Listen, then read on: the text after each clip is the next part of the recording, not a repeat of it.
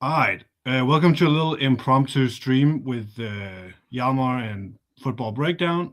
We want to talk about the World Cup. The semifinals just got played, and we have a final here on Sunday between Spain and Argentina.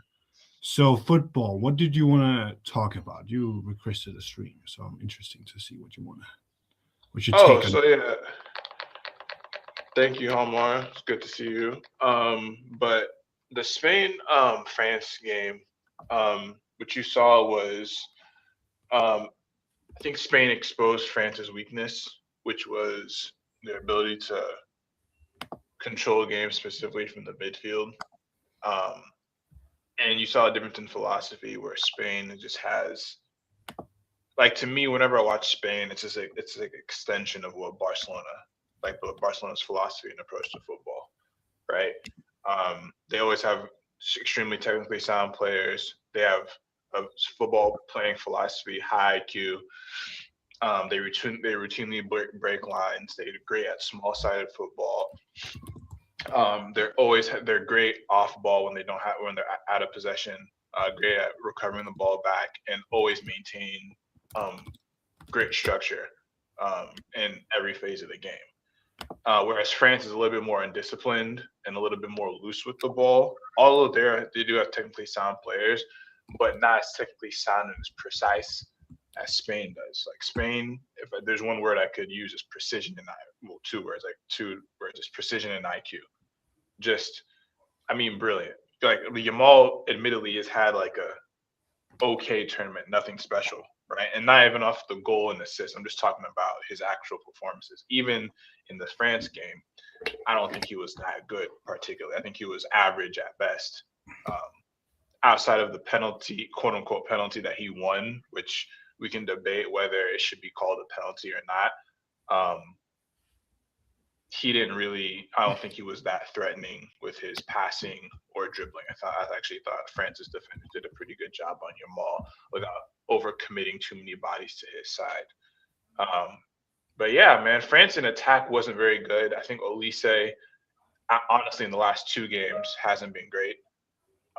He was really bad in this last game against Spain, and in the game before, France won, so it got glossed over. But Olise wasn't great as a 10 attacking midfielder against who they play in the quarters. Um, they played Paraguay and then Morocco. It was Morocco. Morocco. That's the one. Morocco, yeah. He wasn't great as a 10 in that game.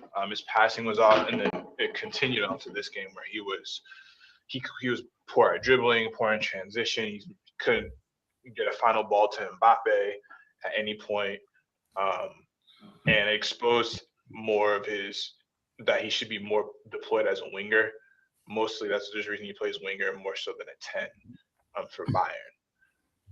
But yeah, I thought Spain were brilliant. I think they've been the most well drilled and disciplined team in the World Cup. When they get leads, they maintain their game plan. They don't go ultra defensive. They can play from the back. They have multiple ways to beat you. When you see defenders score goals in the way that they did from a give and go, like Pedro Porro's the second That was goal. beautiful. That was When you, beautiful. Hjalmar, let me tell you something. When you see teams score goals like that, you know they're really like that's a phenomenally drilled team. Like that's a like Argentina score goals. They haven't scored one goal like that all tournament. Like it was a clean goal, give Mm. and go, got the ball back, slotted in. Like, and it's not just about Yamal. It's the whole team. They're amorphous. They play as a unit. Cucurella makes those runs, and they weren't tracking. France did a terrible job of tracking Cucurella whenever he was making those late runs um, and getting the ball like at the left at the corners of the penalty area. And I mean, Spain put on a clinic. They schooled France. It was a mismatch. So yeah, man, I got Spain. Spain was brilliant, and Mbappe did as best he can, but he was getting crowded with two, three guys as soon as he touched the ball every time. So I agree with everything you've said. I wanted to add. You said like precision and drill sergeant. I want to add one more word, and that's control, because this is what like the new Pep system is so good at. Is just choking games out when you get that lead, like keeping the ball. Like the other team can't score if you have the ball. That's how exactly. football works. And the other thing is when you have the ball, it just stresses the other team so much. Like Mhm. even if Spain aren't playing the most attacking football, if you have the ball like around the the penalty area, like the whole circle, Mm, like it's so hard to defend that for 90 minutes if the other team just yeah. has the ball all the time. Yep. They never give it up. It's just impossible to get in a rhythm, to like Hmm. defend for that. And I think that's what you saw in that goal. Like it was one little mistake, boom, through Yep. the Yep. penalty. We can talk about that in a little bit. But I think Spain played brilliantly. I think Right. I think they just showed like it's 2010 all over again. Brilliant Yep. midfield. Like they're good and all 11 guys in the field are amazing.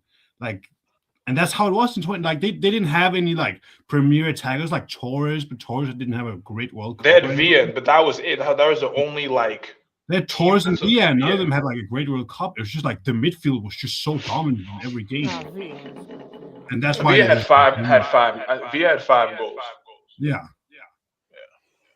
Um, uh, I appreciate the analysis, but I think Argentina will win. Why do I you don't think think. Argentina will win? You I alright, don't. Amir? What? Said you alright? No, I'm a bit tired. Oh, I'm sorry. No, no, it's fine. Um, I think Argentina will win. Um, I don't know why, but the way they play, this is like the randomness of football that I don't like to analyze football too much because of. I think Hmm. there was a statistic that 54% of goals in football are not reproducible or like not intentionally reproducible. They cannot be part of your game plan or like part of your game plan to defend against. So it's kind of hard to expect anything just out of pattern when it comes especially to teams like Argentina because that's how Hmm. they've been playing all tournaments. Let's be real. Like their goals are not reproducible, but they keep reproducing them every match. It's not something the coach does or something that players do, but this is what happens when you're playing with so much heart, and Yep. that makes everything possible. And I think these two teams are polar opposites in that regard. Like Spain tries to control everything. Argentina tries to make everything out of control, Hmm. and that's how the game will go. And more often than not, in finals, in games like that, with the margin of error as high as that, I think teams like Argentina tend to prevail. Like, yeah, I've seen, of course, the Rome final between Barcelona and Manchester United, but that's the outlier in this situation. More often than not, when two teams of that kind of these two schools basically collide, the teams that plays out of control more wins in knockout games. Yeah. I mean, one thing when we're talking, mute yourself because you're echoing a lot. Okay. Just so when you're not talking, just mute it. But we're good. So yeah, I don't think I agree with that. Like unless you just want to say the Spain national team that also won like 4 finals against like Italy was like kind of also a chaos team against Netherlands and against Germany. They beat all of those No, none of those are chaos teams. in All of Italy. these are control teams. Like Italy is a very structural team. They just do it differently because they are doing it Defensively. defensively. Just a second. Yeah. There you go. Yeah. For me, Hjalmar, I understand what Amir is saying, and honestly, you can't really predict these things because even in the France Spain game, even though France didn't really weren't threatening at all. I mean, I don't think they registered a shot on target until like maybe the 90th minute. So it's not like France was going to win that game either. The penalty was a bit fortuitous. You can't really like game plan for that. But on the balance of things, I mean, Spain dominated them outside of just like the goal. Like Spain took them to school. Like it was a footballing lesson. It's weird because I understand what Amir is saying about Argentina and the heart and the doggedness and belief they play with. But it's also one of those things where it's a bit of confirmation bias, right? I don't want to use the word winning bias, but it's like it's Confirmation bias just is that word. it's just weird how like it just feels like people are saying this because Argentina wins, but when you actually look at how they've played, it's like, bro, they're getting by with some. It's just like, oh, it's like as soon as they lose, people are. It's like they win, and then people are making analysis based on the end result. When you watch the game, it's like England had them for 70 minutes, and the primary reason Argentina won, credit Messi for the two assists. Um, it's because Tuchel's an idiot. Like he subs off Gordon. And the thing is, when you sub off your goal scorer, you signal to the rest of your team what you're gonna do in the mentality. Like you can't sub off the guy the guy who scored the goal and then bring on three defenders. So you're basically saying to your team, "Oh, we're just going to absorb pressure for 30 minutes to the greatest playmaker ever the sport's ever seen." Like I credit Messi, but it's like, Doesn't brother, seem like a great strategy. it's not it's not, especially when you guys were better for 70 minutes and then all of a sudden, hey, let's try to defend the lead. I'm like, instead of going for it, which I never agree with in football. Never, it rarely works out. And this is not the first time Tuchel has done it. He has a long history of doing this stuff. That's why a lot of supporters of teams he's managed in the past don't like him. That's why he's been fired from many of his jobs, and people have this opinion of him. It's like you gave him all the space, and it's like even before those goals were scored, you could see the pressure that Pickford and the defense was under. You don't defend by just bringing on more defenders. You defend by controlling the game, like Spain does, or continue to attack, keeping them honest. Because now that Argentina knows that there's no attacking threat on the field, there's no outlet, they can just attack with no repercussion. That's why even having Harry Kane out there was a waste of time because Harry Kane doesn't have the speed to, even if England goes on a counterattack, who are they going to kick the ball to? There's no Bukayo Saka out there. There's no Marcus Rashford. There's no there's no one with speed on the wings, and the guy up top is not a physical or downhill transition attacker. It's not like it's Holland back there who has to you have to have two center backs to occupy him. So basically, Argentina could play one center back at the halfway line and just attack relentlessly for 30 minutes. What do you think is going to happen? Oh, I agree that, and it was even after the first goal. It still kind of ended up being that way. It's not like they just started pressing up. Yeah, But I also think some of it is also Argentina's doing, like them being able to hold the pressure up on England by not like being able to play around it. I think some of the credit should go to them, and they also like they did also find the holes in the 10-man defense, which was yeah. very good. So I think I said it in the group chat, like Argentina down is like apparently the best team ever. That's they what it started is. playing foot. They actually started playing football and stop fouling every 3 minutes. Yeah, this is the cleanest victory. I wanted to say something before I had to go. Um, there was this. I mean, the substitution that football was talking about.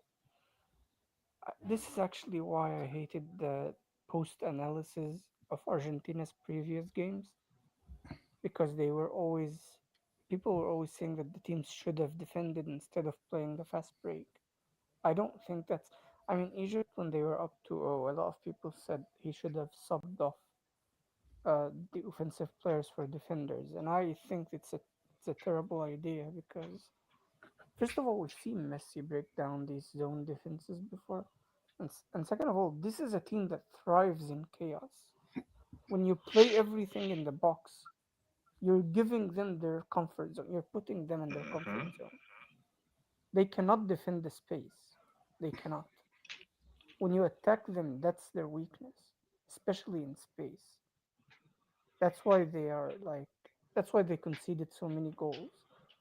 Because when they have to actually, I mean, a player like Yamal, for example, that's their biggest weakness. A player like Vinicius would have been their biggest weakness. They cannot defend these kinds of players. I mean, look at what Haitham Hassan did to them. Look at what the Cabo Verde winger did to Yep. them. That's what that's their weakness. And even in the last tournament, Saudi Arabia beat them with a goal like a solo goal by the winger. I don't know if you remember, but the winger got inside, dribbled past the player, and shot an R2 shot. Of course, it's a very Mm. rare goal. Like you cannot make that your game plan, but there is a pattern with this Argentina team. They cannot defend in space. So I think it's not a wise decision to give them the ball and just drop back. But maybe Tuchel did it because of all the criticism the Egyptian coach got for allowing Nah. that to happen. Because it happened in like everywhere, not just in like Egyptian channels. I've seen European analysts, American analysts. I've seen everyone, even like content creators. Everyone was talking about how if you're up, you should just drop back and defend. And I think it's stupid. It's like I don't know. Maybe Tuchel didn't do that. Like maybe he didn't watch any of those people. He just did it because he thought it was the right thing. But either way, it was the wrong decision. I think you attack. That's what you do. And My thing. hmm? Okay, go on. No, I I'll was gonna just say my thing, Amir, is if you're going to defend, cool, do it in the last 10 minutes of the game. Like the substitution he made at the end with Ivan, Tony, and Rashford. That's what he should have done first. And then like he messed up the substitutions. The substitutions were backwards. Obviously, he got desperate and tried to bring on an attacker so they could score to equalize. But it's like no, you continue to put more pressure. Bring on more wingers that have to keep those defenders honest. Like you bring on defenders, it just seems to Argentina. It's like, oh, we're just gonna go on attack for the next 30 minutes with no outlet. No, there's like if we lose the ball in attack, nothing's gonna happen. We're just gonna get the ball back and keep going and keep going and keep going and keep going. And one thing, it's like people. I didn't criticize Egypt for for how they played. I mean, they got 2 goals, and it wasn't like that. I mean, that Egypt game. I'm trying to think of how they scored. One was the cross from the outside from Messi. One thing they didn't adjust to Messi playing on the wing, and then the second goal was just like chaos in the box. Like I'm not gonna blame Egypt for conceding a goal like that. That can happen in football, where the ball gets played in and it bounces around, and then Messi comes in and strikes and runs onto the ball, and then the keeper got a hand to it. Like I'm not about to blame Egypt for that. Right? Like you blowing a 2-0 lead in 10 minutes is bad, but like it wasn't the coach's fault. But genuinely, Tuchel handed the game to Argentina. It was only a 1-0 lead that you're trying to defend like this for 30 minutes against Lionel Messi and an Argentina team that's been shown to come back. and It's you know what insane. pisses me off more about that decision? They have more manpower than Argentina could dream of having. Like this guy had the luxury to not call up Palmer and Foden, and he still has a stacked squad. He had absolutely no reason to do what he did. He has every Bro, player prototype. He could do anything with that squad. when he brought in He Konsa could for even Gordon, defend I with a was large like, bro, number and still have Rashford, for example, up front as a fast break player. yep. Like that's No one wants something to that say it. not They should have subbed out Kane No, I don't for think they should Rashford. have subbed out Kane, but Kane is. I mean, he could have been the one passing to Rashford. Right. But yeah, like you could keep both, and Kane can defend. I don't know what your beef with Kane's defense. No, you're right. You're right. You're right. Especially if you're He's gonna like put 11-man ball behind the ball, he can defend. Like my problem is not removing Kane. My problem is bringing on like bro Dan Burn. Like I was literally stunned at the substitutions. I was like, he's not bringing on three defenders right now and just parking the bus for 30 minutes.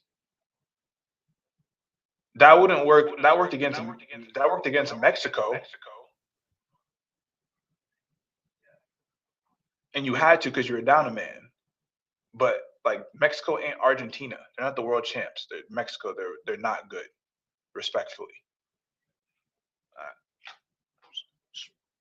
I don't know.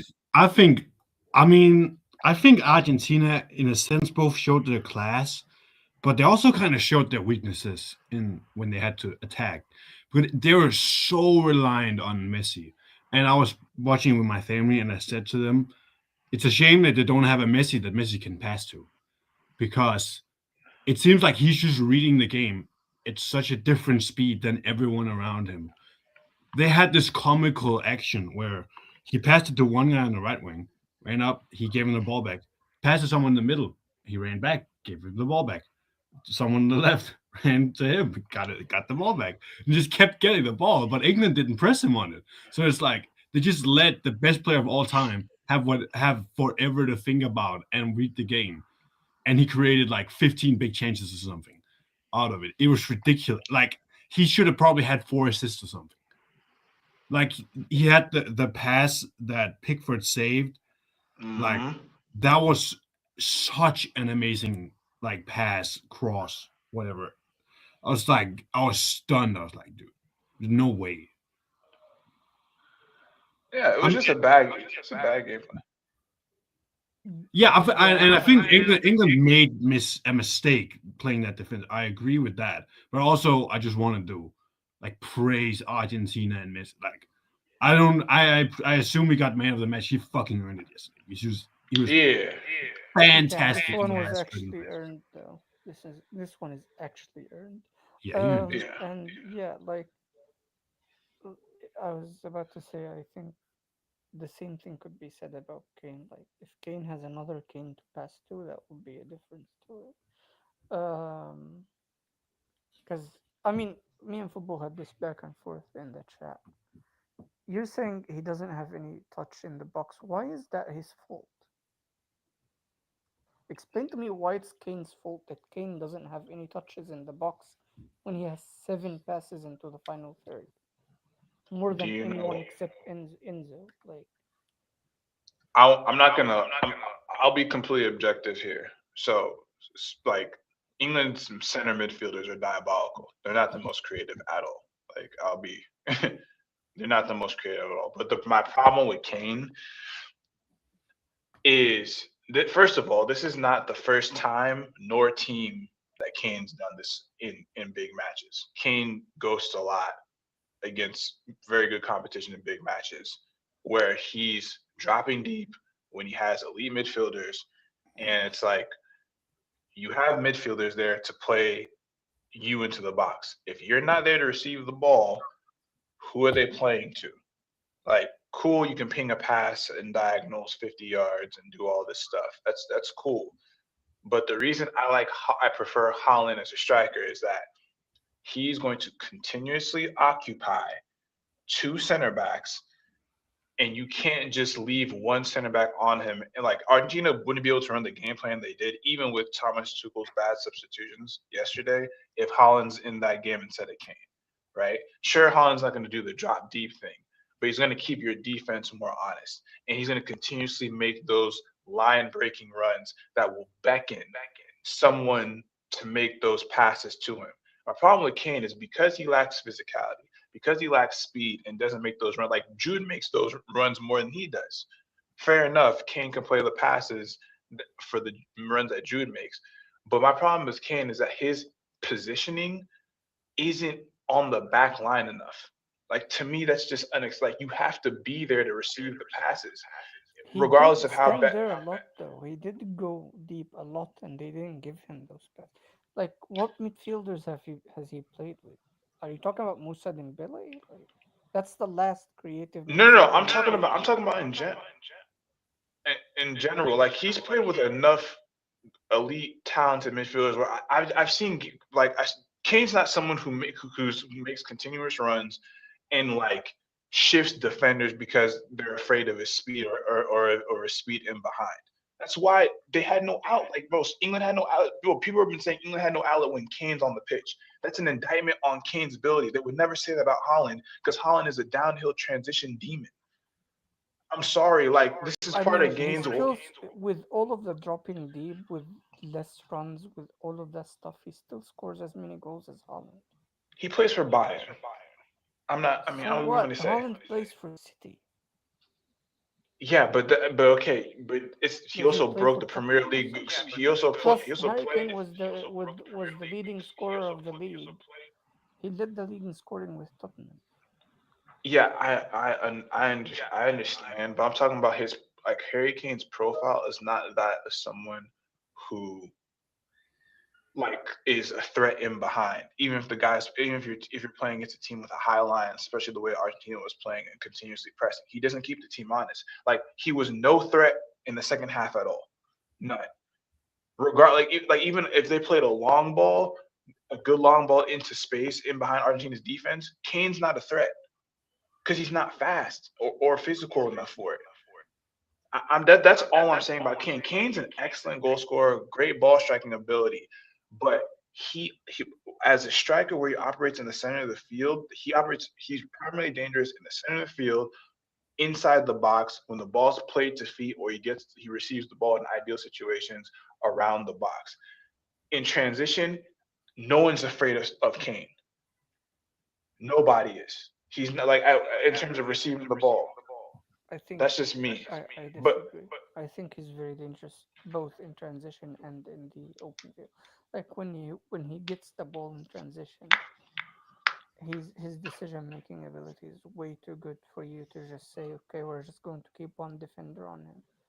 First of all, I think his dribbling is underrated. He's not like an excellent dribbler. He's not R9, but you cannot just keep one player on him. And also, his transition play can be the passing, not just the running. Yeah, he's not a runner, I agree, but if that's your only weakness, then like that's literally his only weakness. He's not a very fast runner. He has but that's the everything else about him is like A plus. I think I just evaluate Harry Kane differently because like when I see Harry Kane, like he to me in transition, like cool, he as the passer, that's great. But the problem is though, when you're the passer in transition and you're picking passes in transition, you're not there to receive. You're picking it to the wingers because you're the striker. You're supposed to be the forward most position. So when you're like, I don't want to see Kane dropping into defensive positions and acting as a roaming midfielder like a Odegaard was for Norway in this tournament. Like I don't. It doesn't do anything for me because when Tuchel gets into this defensive shape, and I need a fast guy to be an outlet or a threat, you're no threat. All the CBs can catch up to you if they play a long ball. Kane's not great one on one on either wing. Like Kane is not a player where he's like, oh, if I put a defender out there by himself to go defend Kane on the wing, no one is really scared as Kane as a threat to beat someone one on one and do something that's extremely dangerous or get by that person and put in an accurate pass. Like he can make an accurate cross, but in terms of like being actually like a Bukayo Saka or I mean Haaland's not a threat on the wings either, but he just to me there's just no threat of Kane when he's running in transition. It's just not as dangerous to me. But we can agree to disagree. Um, that's just me though. That's just me. Like I'll put it this way: Switzerland's attackers were giving Argentina more issues, just for the simple fact that they were more physical and physically imposing forwards and were fast. Like Mbolo and I forget the other dude before the red card, were giving Argentina's deep back line fits all second half. Argentina was going to concede again before that red card occurred. Like that's what I'm saying about occupying Argentina center backs and making them think about pressing so high.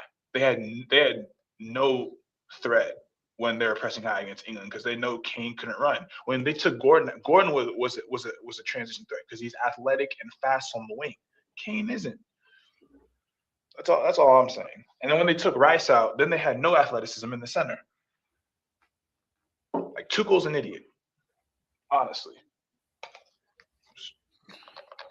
Okay, so we finally here we have a final preview. So I want to hear you guys. I mean, already said he thinks Argentina is going to win because they're going to kind of create chaos. Football. What do you think is going to happen in the final? What I think can happen, what will happen, are two completely different things, obviously.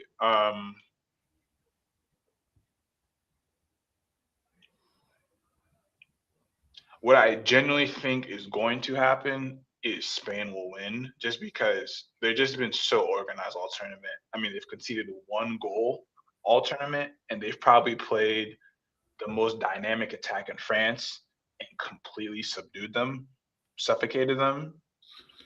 And now all they have to really worry about is marking Messi out the game. Another thing about Argentina is that they move the ball very well and You will say make it you like it's chase. a simple task. Just mark Messi.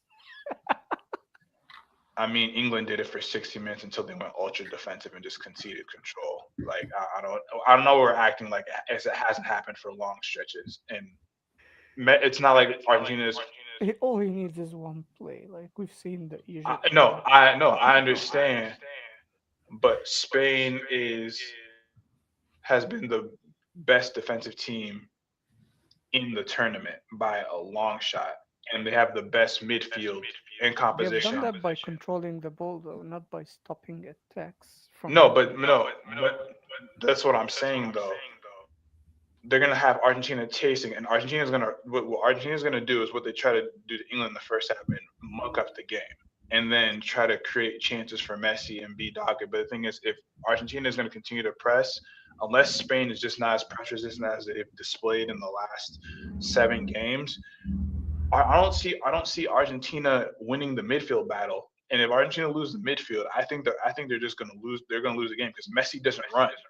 No, I don't think they need to win the midfield battle. I just think they need to win one ball. That's what I'm saying. The room for error is is not in Spain's favor. Why not? I mean, they have They Yamal. can control They the can ball punish teams. for 89 minutes, lose it once, and lose the game because of that once. I mean, sure, we'll see. I mean, to me, that's just saying, oh, Argentina's gonna win because Messi's gonna make create one moment of magic and Spain won't It do doesn't even anything. have to be Messi. It could be Alvarez. It could be anyone. It depends on who, like where the ball is lost. But my point is, Spain plays a game that doesn't leave any room for error. It's very difficult to rely on that. It's yeah, they've succeeded so far, but I don't know. Maybe I mean I hope they win. As you I know, mean, is Mbappe not just as dangerous as Messi has been this tournament in terms of giving him an and he did inch not of receive space? any. He did not get any balls. Like they succeeded against France. There was no error there. They did not make a single mistake all game. I'm saying, can they maintain that for another 90 minutes? It's. I hope they can, but I'm saying it's not that simple. I mean, against France, it was the same. The room for error was also very small, and they succeeded because they did not make a single error throughout the match. It's Hmm.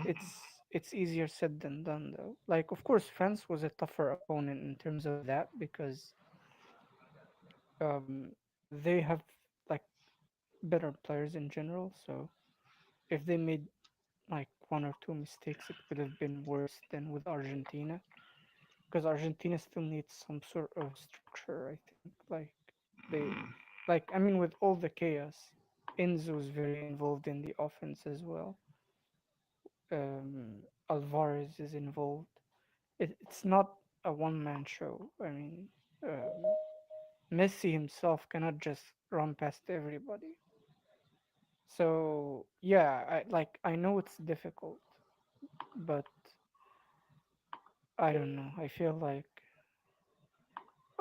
also we gotta think about the physicality because Spain hasn't seen that much physicality. France was not physical with them at all, and I don't know if they've faced enough physicality in this World Cup to prepare for what they're going to see in this match. Hey, good 'Cause- morning, good evening, everyone. Oh, sorry. Okay, All I right. think that's Yeah, I it. think I'm done as well. Yamar, thanks for hosting because I have to join the meeting. But yeah, we'll see. I got I'll go 1-0 Argentina.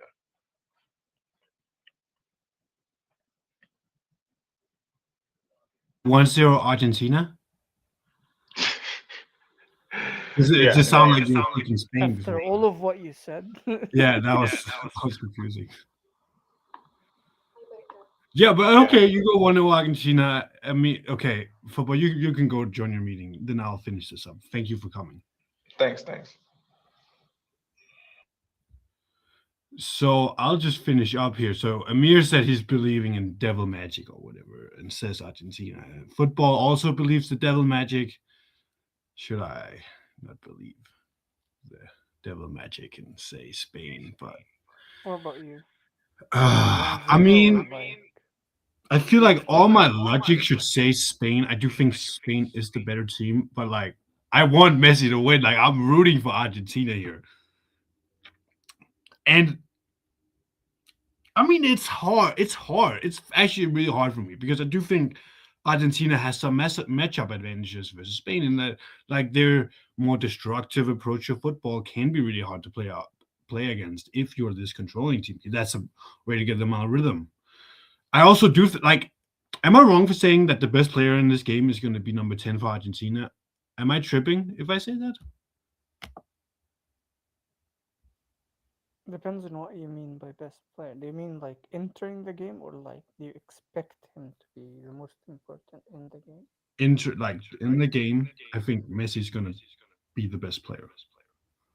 I mean, any game Messi plays ever is he has a very good chance of being the best player on the field.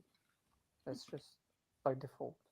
But in every game Spain played, Rodri was the best player so far, and maybe Argentina's best chance is to just injure him early.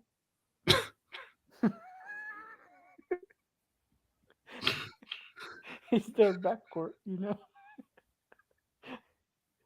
That's I'm just kidding, of course. But yeah, yeah, that's.